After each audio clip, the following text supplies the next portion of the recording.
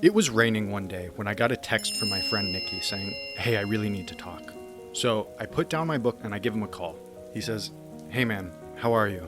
And I say, "Oh man, I'm doing good. I'm just reading this book about random fun facts. So get this. So you know the phrase, 'It's raining cats and dogs'? This is where it comes from.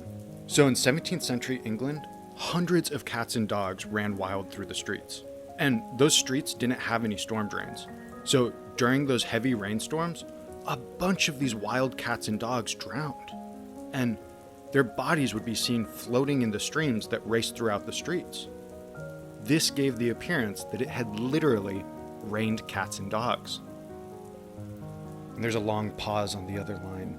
And I say, "Hey man, you there?" And my friend says, Yeah, I was just calling because my cat just died and I wanted someone to talk to." Welcome to Season 2 of the Barton Blueprint for Emotional Intelligence. My name's Damian Barton, and today we're going to talk about the importance of timing.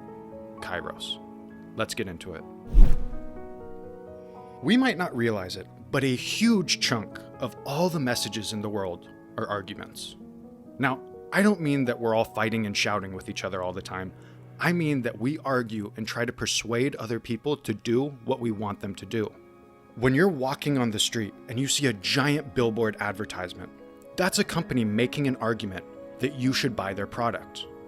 When you ask your mom to stay at a friend's house for an extra night, you're making an argument to persuade your mom to let you do what you would like to do. Even this show is a set of arguments to convince you fine viewers why emotional intelligence is so important and what you should do to become more emotionally intelligent. We all believe that the world should look a certain way, and our ability to persuade other people is fundamental to making that image into a reality. So how do we effectively persuade other people to do what we want? Well, for that, we got to turn to the ancient Greeks. Aristotle and a few other Greek philosophers thought that there were 4 parts to an argument, all of which will eventually get their own episodes. There's ethos, the appeal to authority; pathos, the emotional appeal; logos, the logical appeal; and the one that we're going to be focusing on today, Kairos, the importance of timing. Kairos in ancient Greek meant time, but it wasn't just any time. It was the exact right time to say or do a particular thing. It's all about context. It's not the message itself, it's what's going on around that message. So for example, if someone was asking their mom to stay an extra night at their friend's house, their mom would be much more likely to say yes if she was in a good mood and relaxed, as opposed to if you just asked her right after she just marathoned a serial killer documentary and she's scared and paranoid. It's not what you say, it's when you say it. Think of Kairos like the weather. The beach is a beautiful place on a warm, sunny day. The water is cool, the sand is warm. People are laughing and running around while others can lounge and read. But have you ever been to the beach when it's raining? It's cold, it's empty, the sand clumps together. It's absolutely miserable. Now the beach never really changed. It's the same beach, but the context around that beach changed. The weather changed. The Kairos changed. We all have a set window of opportunity. The right time to ask a girl out. The right time to ask our boss for a raise. Kairos affects every aspect of our life. So what should we look for to judge the Kairos of a situation? How do we know when it's a good time to make our argument? It's time for the Takeaway Tip. This is going to be centered around figuring out the context of a situation. So if we break context down into smaller pieces, there's 2 things we should focus on. When are you speaking, and what's the emotional state of the person you're talking to? So first, let's look at when you're speaking. What's the context in which the other person will hear your message? If you were making an argument about how America is failing the poor, a terrible time to make that argument is on the 4th of July, right after a fireworks show. People are going to be emotionally proud of America right at that moment, so you don't want to fight against the current of the situation. That argument would be a lot more effective at a different time. Now, if someone is upset, if they're anxious, agitated, or angry, they aren't going to be open to your message.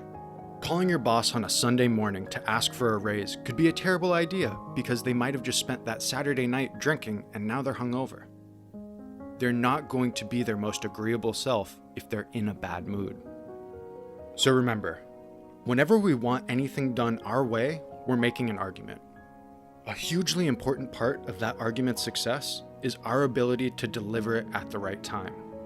That's what Kairos is. And if we want to deliver it at the right time, we need to pay attention to the context and the emotional state of who will be listening. Join us next week when we talk about how money affects happiness. I just want to take a moment to thank all of you. After a lot of hard work and long nights, we finally just hit 1,000 subscribers. We're all taking part in growing this channel and spreading this information around. Each one of you is helping the world become a better place through emotional intelligence education, and I could not be more proud. Thank you for watching, and thank you for your continuing support of the channel. And a special thank you to all the volunteers and professors who have helped grow this channel up to this point.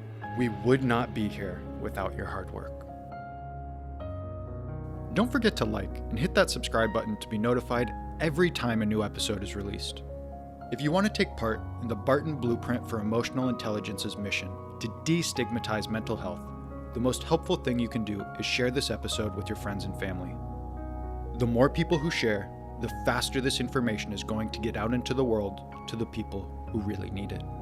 Also, if you like this show and want more information, go ahead and follow us on all of our social media. There's a bunch of extra content like infographics of some of the takeaway tips and key concepts, as well as some fantastic mental health quotes by many of the most notable names in the field of psychology. The links are down in the description below. And if you want to know more about any of the research used in this episode, I always include the links in the description below. And as always, thank you for taking care of each other and taking care of yourself. I'll see you next week.